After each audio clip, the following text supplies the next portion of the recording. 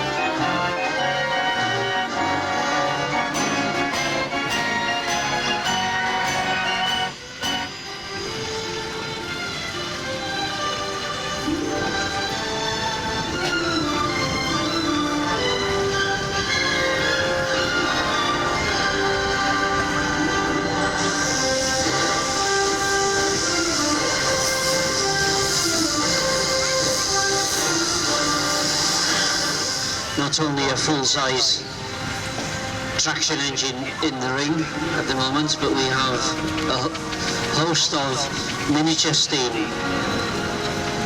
These are models based on the original drawing, mainly built to the same specification, being 4-inch or 5-inch and 6-inch models,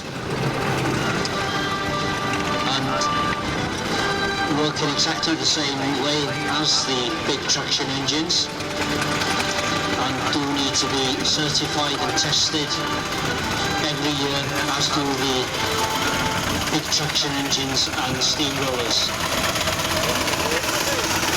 Mae'n ystod chi weld mae heddiw yr un bach a'r mawr I gyd yr un peth yn elfennol.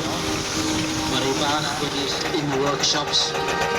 Others are derived on kits which you can purchase as a complete kit, or you can buy it in installments. The increasing popularity of the miniature steam is probably due to the cost of running a full-scale traction engine or steamroller. As you can appreciate, that you need a big lorry to haul these big engines around the country. But with the smaller engines, you can put them in the back of a van or in a trailer, and transportation of logistics is a lot easier.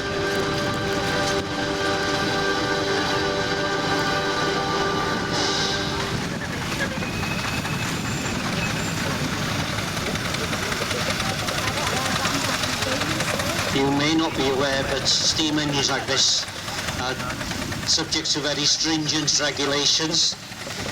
They need to be tested every, defects to the boiler.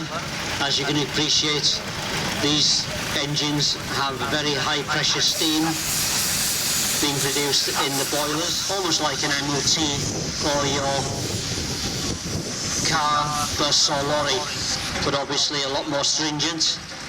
And in order to get the boiler certificate, as it's called, the owner has to strip down the engine partly, and then it's put up, it's exerted a lot of pressure over the working pressure of the engine, in fact, just to make sure that it is capable of being steamed safely.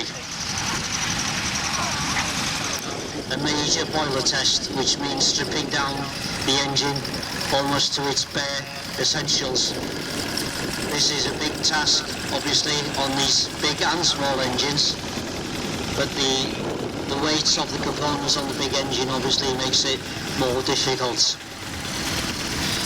So, owning these big traction engines and steamrollers does cost a lot of money, but as you can probably guess, they are worth a lot of money and are appreciating assets.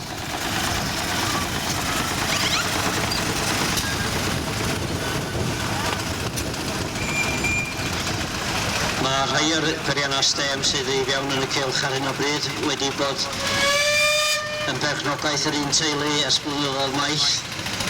Eraill wedi eu prynu yn gymharol ddiweddar, ond maen nhw gyd efo hanes unigryw.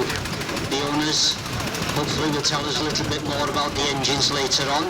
They all have a long history, very well documented, and if you are a steam buff, you just need to quote a engine type or a registration number, and they will be able to tell you all the ins and outs of that particular machine.